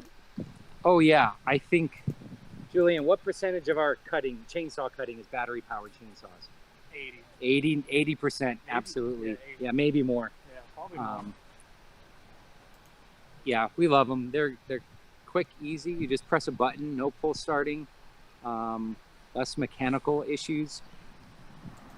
I mean, and as a business owner, I'm a huge fan of them. Mm-hmm. They're just easier. And their only limitation is cutting big wood. And of course, we have big chainsaws for that. Nick, Heather Williamson asking if you had to climb the nightmare palm that you showed over on the other side, where would the climber climb? You're climbing on the outside of the skirt rather than under it? Absolutely. They would do the exact same thing we have right here. Set the line over the top, SRT up over the top on the outside of the skirt. If the skirt were to fall down on the climber could just kick away and push off the trunk and let the skirt fall down. And frankly, that would probably be a good day because the job would be done. All the fronds were on the down, assuming that they didn't get hurt from it. Mm-hmm. But yeah, on the outside, definitely. And then starting at the top and working your way down.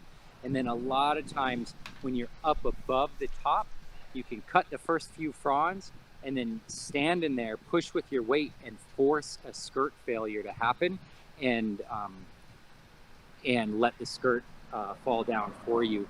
You saw that happen in the rescue video. The rescuer was working on the victim for like a minute, and then all of a sudden the whole skirt just fell away and made everything 1,000 times easier for the climber and for the rescuer.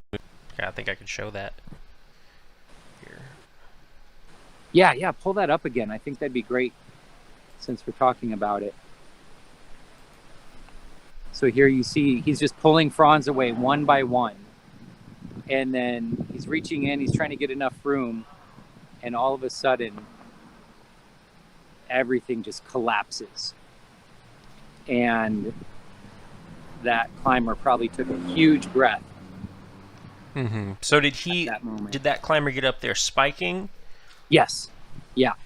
And I think it's a safe bet and nearly a guarantee that if a climber got trapped under palm fronds, they were spiking up the tree. And then how's the firefighter getting up there? That's a really good question, and in this case, I don't know the answer to that. 'Cause I don't know if do the ladders on their trucks go that high? Sometimes they do, but locally, some fire stations here and search and rescue teams are doing palm-specific training classes to prep for this moment. They use a gun to set the line. It's a .22 caliber bullet, basically, that will pull a throw line. Julian, you got the pedestrian?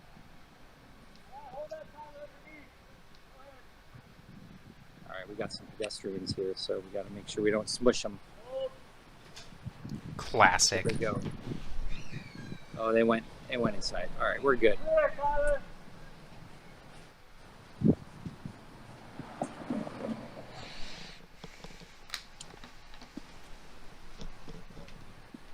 Clear.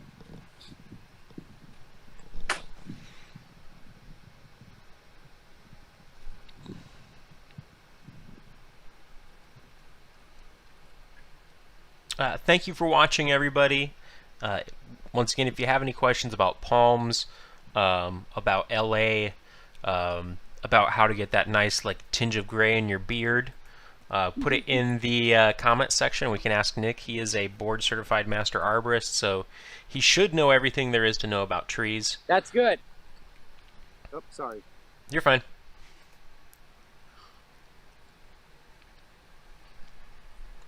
He's got just a few more minutes to go up there, and then he'll be done.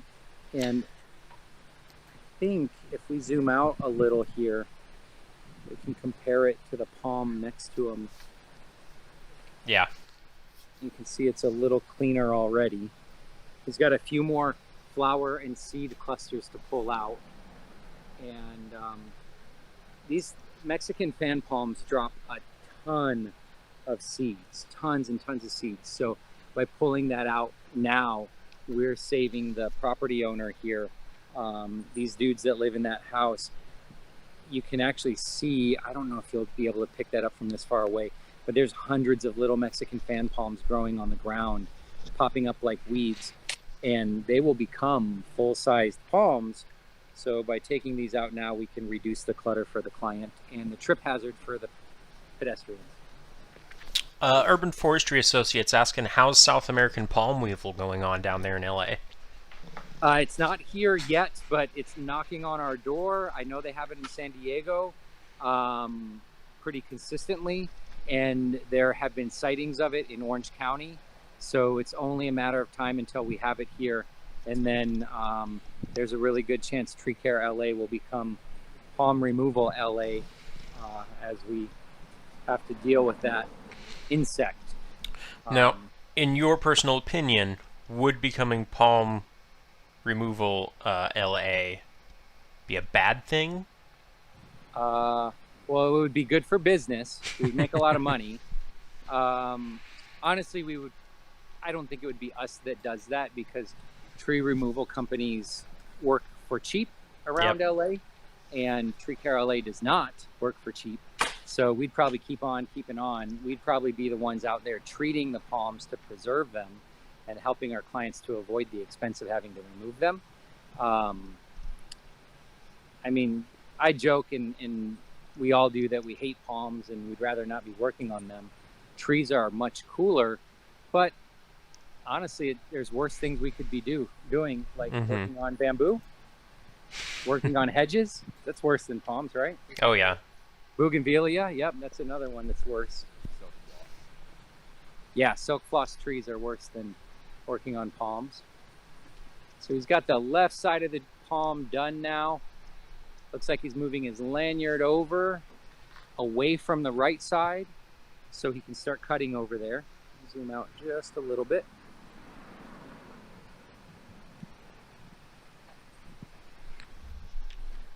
How often do you find yourself pruning Washingtonian palms? Or I guess how often should they be pruned?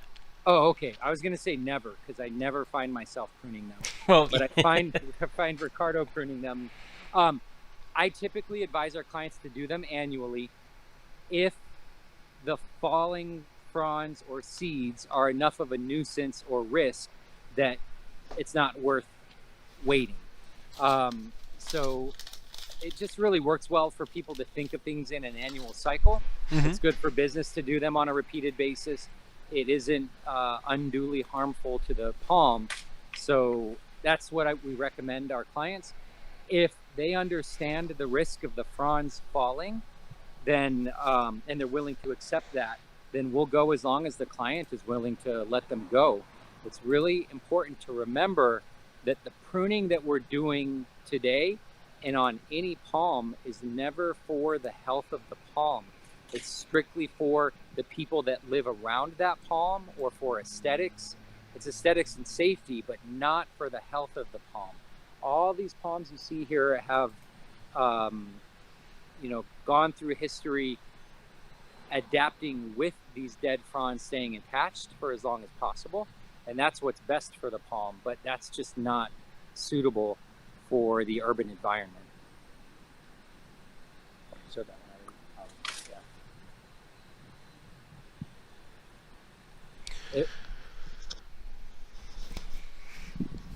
Mike Poor is asking if you've had any recent incidents of sudden crown drop of P. canariensis. that's the Phoenix canariensis, which is the Canary Island date palm. That is something that I think climbers and palm owners are overly worried about, because statistically it's just phenomenally unheard of for that to actually happen. For people that aren't aware, sudden crown drop means that the entire head of the palm, and let's not say this when let's not let Tyler hear this, but the whole entire head up here just falls off completely and falls onto the ground. It's rare. Whenever it happens, it makes the news. It's the equivalent of 100-foot tall, 36-inch diameter oak tree falling over. I would say it's even less rare than that. Yeah, and it's typically isolated to Canary Island date palms, the Phoenix canariensis. But again, it's super rare. Mm-hmm. Do you want to talk for a moment about how you do, how you have made your business more of the boutique style, I think is what you called it? I don't know if I ever called it that, but yeah, I think this palm is a really good example. If you imagine an actual work day, the guys come out here, they set a line, climb up. By the time we get a line set, someone on spikes can spike up and have the whole palm done. There are, like in the open market, if you don't care about if your palm is getting SRT'd and you let someone spike up there, a palm like this, some guys will do it for $75. And we typically are charging in the realm of about $350 for a palm like this. $350 is the appropriate rate for the amount of time that we're spending on it. And we know that we're doing this the right way, but that isn't for everyone. Especially if someone has 10 palms, not everyone has $3,500 to do all of their palms every single year. But we aren't just going to tell people, okay, fine, we'll spike them for $75. So we are intentionally looking for those clients that understand there's a right and wrong way and are willing to spend the money to get it done the right way by the right people, licensed contractors, fully insured. And oftentimes we are sending several certified arborists to the job site and going up into the tree and actually doing the palm. And how many certified arborists do you employ? 9 of them. Right now, I think there's 9 of us, and we have 15 people total in our company. And who's your richest client? I'm not allowed to say. I signed a non-disclosure agreement. All right, so you're second richest. Yeah, I'm pretty sure that's under an NDA as well.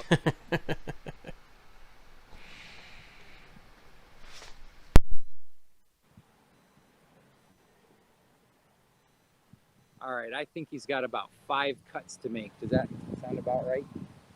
Maybe 6. Should have taken a picture so we could do a before and after. Oh, here, we can do a before and after. There's the before. There's the after. Mm-hmm. Here, let me zoom in on that a little bit.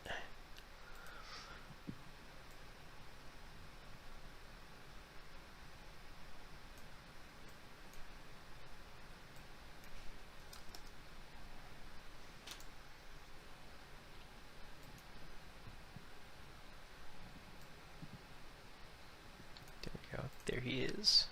Ricardo's standing right here behind camera. Ricardo, on a palm with this much dead on it, would you do it with the chainsaw or a handsaw? I would have done with the handsaw.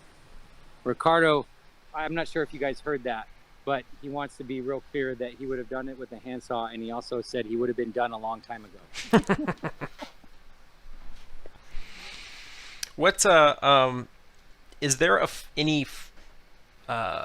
any fire hazards that you have to watch out for if you're using a chainsaw on a palm? Yeah, absolutely. The biggest thing is the not taking the spark arrestor off of your chainsaw. That's a really cool way to increase the power of your chainsaw, but it literally arrests sparks. And palm fronds are super ignitable. We really shouldn't have dry palm fronds anywhere near high voltage lines, chimneys. There are a lot of scary YouTube videos showing fireworks accidentally starting palm canopies on fire. So switching to an electric chainsaw would be great if you're using a chainsaw up in a palm.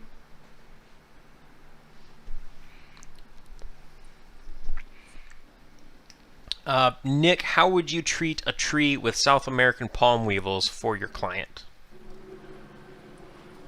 Hold on, let me wait for this helicopter to get by.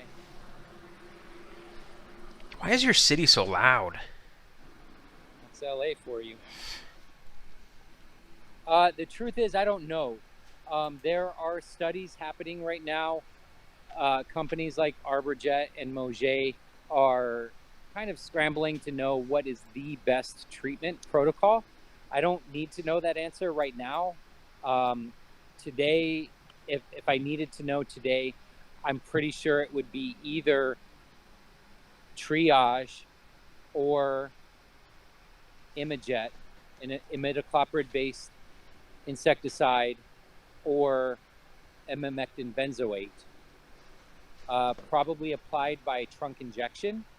I know there are spray treatments that are good. Why's that helicopter flying right by our shop?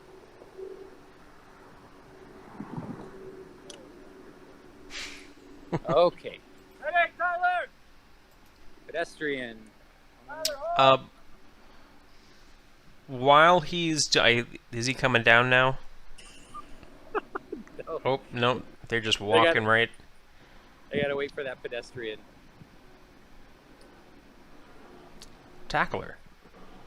That is definitely Los Angeles for you. Oh, and now... Oh my god.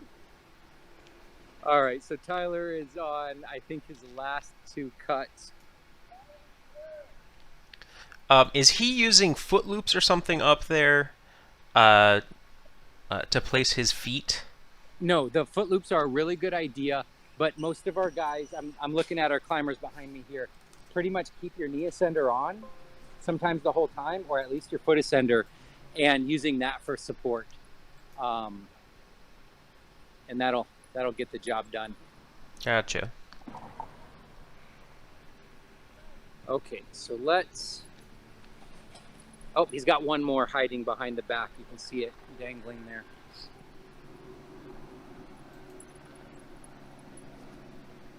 Oh, there's two of them back there. This is the palm that never ends. Yep. 350, maybe 450 is better. 550? 650. Okay. I think we'll probably have to climb that pine to clean it up.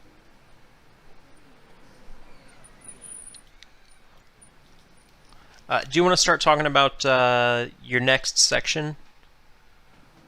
Can you remind me what it was? I totally forgot. Boots. Removing boots. Oh, yeah. So where Tyler's cutting up there, he's got his final cut to make. I'm not sure if we can zoom in this close. This is where we wanted to have the other climber and the adjacent palm. But Let me If see if you- I can zoom in. If you look up at the top on your screen there, that's what's Yeah. actually being sent out live. So I've zoomed in a little bit on it. Oh, okay, okay. Yeah. So he's leaving behind the palm bases. There's a really good palm next door that we're going to go look at. All right, he just finished his last one. You guys when he's done with dropping that, you can tell him to come down and tell him to go get that frond out of the pine. Okay. No, you're good. Okay. So we're going to talk about the boots right now. And there's actually a really good palm right here. Let's see if we can get across the street without getting smashed by a car. Or a Segway. Or a Segway driver, exactly. So if we stand here and look directly underneath, you can see how much more clear it is under his palm. Wave to the camera. Wait, whoa. You gotta go on that palm. The pine. So look at all this mess right here. That's what we get to clean up now. It's not that much, but there are fronds everywhere. All up in the pine. Oh, here's the flower clusters right here. Thanks, Julian. And all of these, this would turn into thousands and thousands of little seeds. And then if you look here, these are the palms. Yeah, that's one little palm leaf right there. And there's just, I'm sure there's 100 of them right here. It just looks like weeds, but these will all become individual little palms. You can kind of see it right there. Yeah, look at that one. He's even got a little trunk on him. Right, so right there. Okay, so let's talk about the base of the palm fronds. You can see this has been skinned. It's nice and clean. Same with all these other ones down here. And then this one hasn't been skinned yet.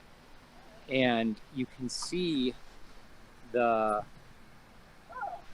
bases of the palm, that kind of cross-hatch network that we see going up the trunk. This is the exact same species of palm as the ones we've been looking at for the past hour. And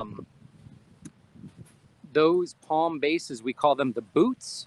And ideally, we would leave them on the palm. That's better for the health of the palm, and it's better for the client. Hey, Karina. Hold on one second, guys. Karina. Let me get layered in, leveled in here. Can you get me centered around? We want to see the boots in the background. It's too tall. Oh, here. Turn that one down. You good right there? Nope. All right. All right, can you guys hear me okay? That's the question. So all of these, the boots along the trunk of the tree, they're overlapped crisscross, and if the client doesn't care, we leave them. It's a lot of money and time and energy and cleanup to take those things off. And if they're not asking about it, I don't even offer that as a suggestion, because it's better for the palm to leave it on there. It's protection against the sun, and it's a little protection against rodents that might be nesting or chewing up there. But if the client wants it clean so that it looks like these street side palms, then that's where we have to skin them. And the best way to do that is with a sharp knife. We use either those carpet hook knives. We typically are just using utility knives here, razor knives, so that you don't have to stop and sharpen it. You can just swap the blade out. And we really avoid doing that. We're talking about doing 2 per year maybe. And yeah, that about sums it up. But I made a little video so you guys can get a close-up view at what these boots look like. So Kale, we'll go ahead and send it back to you. You can go to that video. It's only 1 or 2 minutes, and then we'll come back and do a closing.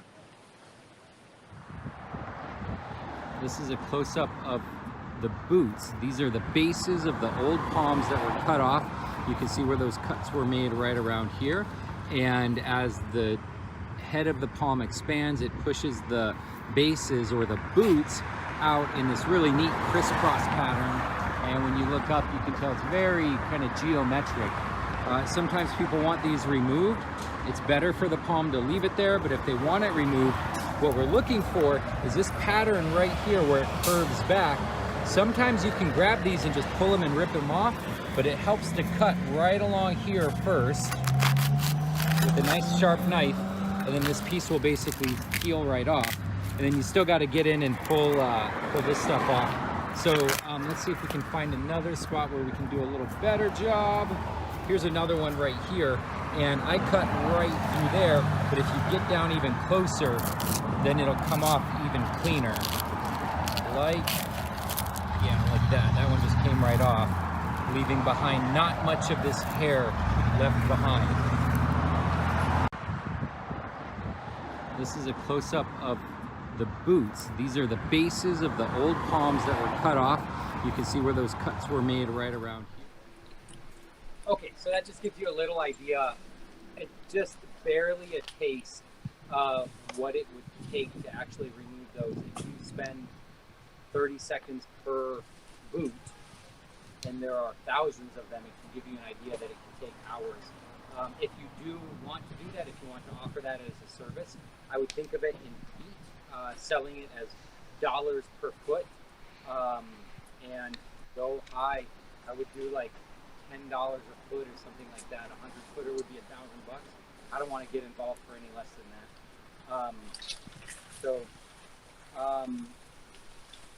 Karina, what's the I want to see the run of show. You did the closing. Oh, that's it. Yeah. Okay, so I think that wraps it up. If anyone has questions right now, I'm happy to take them. We've got other arborists right here if you want to talk about the nitty-gritty details about climbing, being up inside the palm. Oh, actually I wanted to do that. Karina, grab the camera. Let's go under this palm and show what the inside of a Mexican fan palm looks like. So grab the camera and follow me. So this little palm right here, it kind of shows the climber's perspective and the real joy of working on Mexican fan palms. These are all the boots right here that get left behind. And this looks like they cut it too short. They cut it too long. These are nice and flush, but as the trunk diameter increases, this will end up laying flat against it. So you look down and it has a consistent diameter down below with the boots laying flat against the trunk. That will happen here. But I want to call out, look at these thorns on here. These are deadly, deadly thorns. They will slice you open like little shark's teeth. Here, let me clean one off so you can see it really well. And they don't break. They're very rigid. So anyways, it kind of stinks to be up here. Here are all the seeds. If you look right there, that's just a handful of seeds that I picked up. But they dropped, I think, millions of them. So we can go back on the tripod here.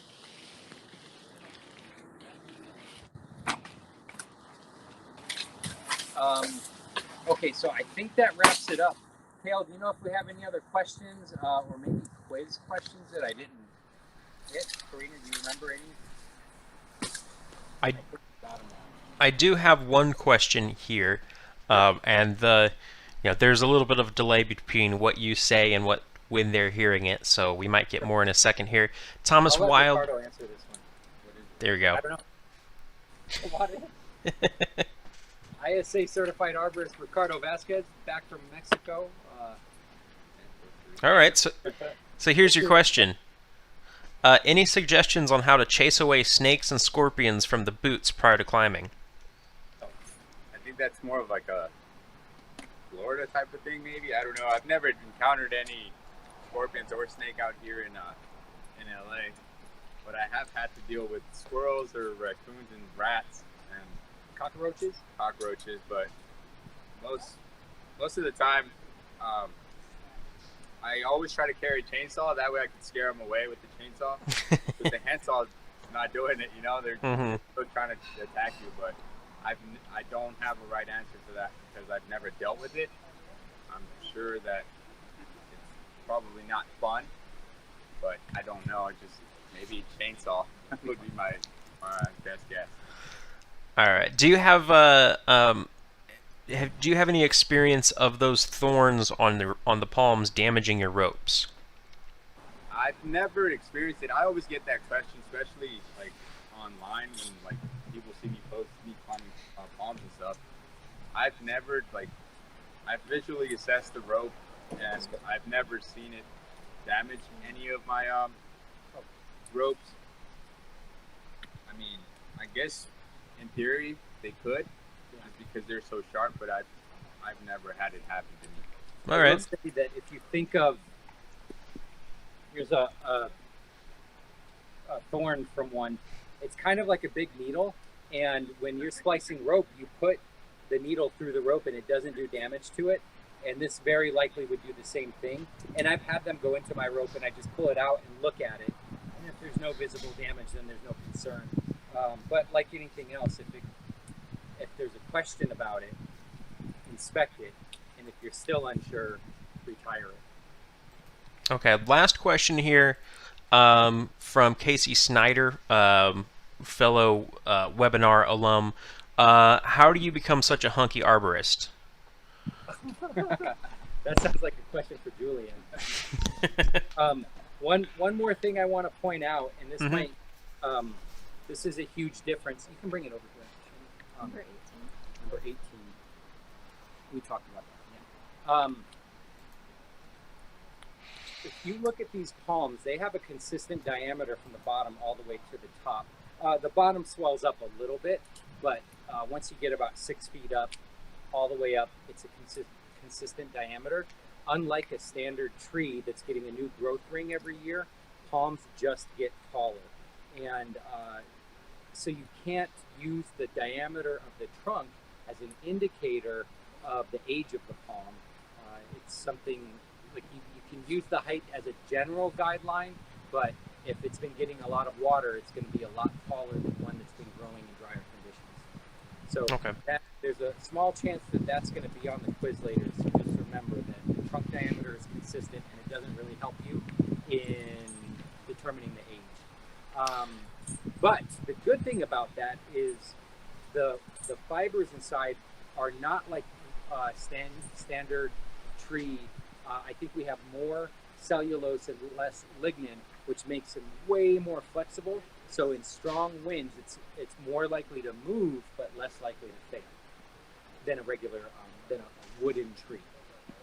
All right, you got anything you want to add? I do want to say that when I do climb palms and I do facial anchors, I always try to find another palm or another tree adjacent to there so that I get my rope away from the actual head of the palm so that I'm not cutting near the side of my anchor side. That's just the tip that I want to point out. Yeah, absolutely. And I don't climb very many palms anymore, but I have, and occasionally I do. And I don't think anyone else on my crew does this, but I love going up palms with 2 lanyards, especially if it's a larger palm like a Canary Island date palm, because it allows me to kind of use those 2 independently as an alternate lanyard, and then just kind of ignore my standard climbing line until I'm ready to come back down. So it might be worth experimenting with if you're doing palms SRT. Okay. Kale, I think that's it, unless you have any final... What is... Oh, you know what? We have to show one more video of the palm that was pruned wrong. Oh, yeah. And Karina's I trying... think you have real quick before we get that, what is the website that you were talking about? Yes. palmtreerescue.com. Did I say it right? palmtreerescue.com. If you want to go there, check it out. It's a good website. And just to learn about the risks that are associated, there's what we call a timeline of recent rescues over the past 2 years or so, 1 year. Yeah.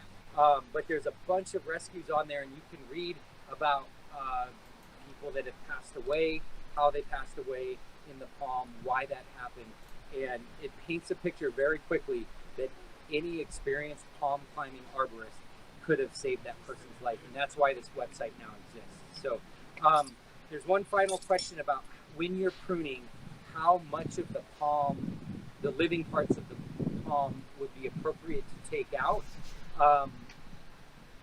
The bad palm pruners, they prune to what we call 10 and 2, which means if you think of the head of the palm as a clock face, they're taking out between 10 and 2, and everything else except those few fronds that are standing up between 10 and 2. So it looks like a little, I don't know, like a paintbrush or something like that. But really, the ANSI standards recommend, and I recommend, that we go and keep everything 9 and 3. So if the frond bases are extending horizontally from the head, those are the ones that we leave. If you go back in the video, you can see that in the palm that Tyler did. Sometimes clients will push you to cut more. It's really important to educate them that that's not necessarily helping them, because A, it can cause that constricting of the palm trunk that can lead to trunk weakness later, and B, I'm very confident that it makes the palm grow back faster, because the people that have theirs pruned really aggressively, they're pruning them on the exact same cycle that we are pruning when we prune them horizontally to 9 and 3. So remember that the living fronds are keeping the palm alive, and our goal is to take as few of them as possible. To show you an example of what bad palm pruning looks like, we've got one final video. After that video, Cale, I don't think we even need to cut back to here. I'll leave it on in case there's any final questions. Other than that, thank you guys very much. Thank you to my crew, and thank you guys for sticking with the funness of setting the line with the drone. We've never had it not work, so of course it would happen while we're live. But and then of course, thank you to the property owners here for letting us film on their property. So Yep. Yeah, thanks guys. Thank you very much, Nick. What too much looks like.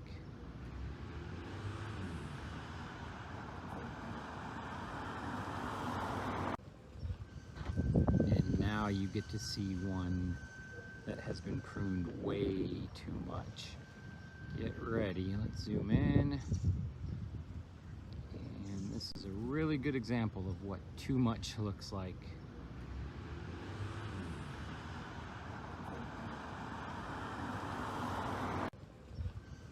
And now you get to see one that has been pruned way too much.